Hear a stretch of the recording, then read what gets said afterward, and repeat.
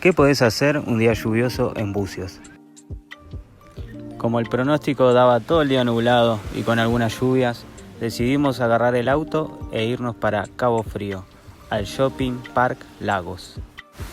Si no tenés auto, podés alquilar un auto o tomarte el colectivo desde Bucios hasta Cabo Frío. O también tenés la opción de Uber. Al llegar al shopping decidimos mirar una película, así que sacamos las entradas y como para hacer tiempo hasta que comience la película, fuimos a dar una vuelta por el shopping. Dentro del shopping van a tener para tomar helados y muchas tiendas de deportes, casas de ropa. También vamos a encontrar restaurantes.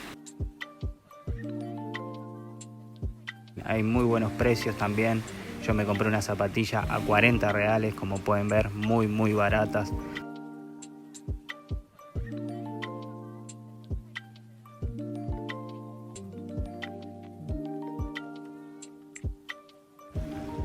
También aproveché el tiempo y me hice unos masajes en esos sillones que están muy buenos. La verdad los recomiendo, gente.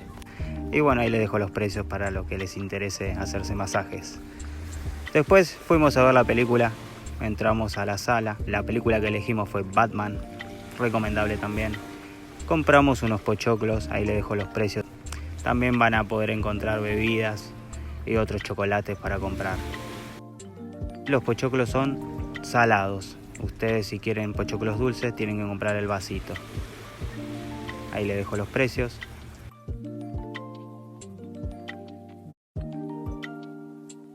Y bueno, fuimos a la sala a ver Batman.